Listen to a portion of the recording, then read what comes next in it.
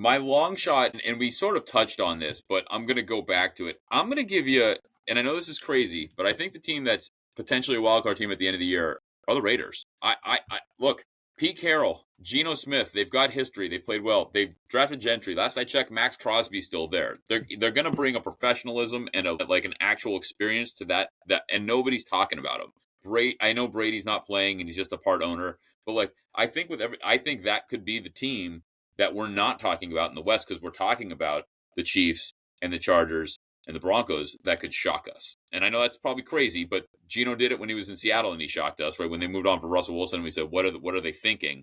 He played with Pete Carroll. Pete Carroll doesn't have a lot of time left, right? He's the oldest coach in the league. I think he's going to come in and try to whip this thing into shape quickly. And I don't think he would have took the job if he didn't see something there. It's a good take. Only because the division they play in, it would be shocking to me. Look, I just don't know if they have the supporting cast. And part of that supporting cast on this team, unfortunately, is the quarterback. Geno didn't have a great season last year in Seattle. He's got Jacoby Myers as his number one, who I think Jacoby's a good receiver. Is he dominant? I don't know. He's got Bowers, who's a fantastic tight end. The running back that's coming in from Boise is going to be something special.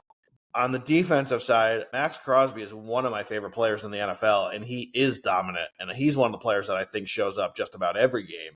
But I don't know if he has the supporting cast either. If they played in the AFC South, I tell you, you know what, Jimmy, I think you're right. I would take a shot on them. The fact that they play in the West, I think might be their downfall. No, and I think you're probably right. Like, to be clear, that's why they're not favored. That's why we're not talking about them. But that was the thought process, and why the question came up was every year somebody gets in that nobody expected. There's always a wild card team that they're like, oh, look at that, right? And they generally get hammered in the first round of playoffs or something happens. But there's always a team that you didn't. Hey, it happened. The Browns were in the playoffs 2 years ago. Nobody had that happening with Flacco. So there's always somebody that makes it that nobody expects. And that's why I'm going that route. Because if we're looking at like teams that nobody expects, they have the third longest odds to make it, or almost. Yeah, I just think I say like, yeah, all right.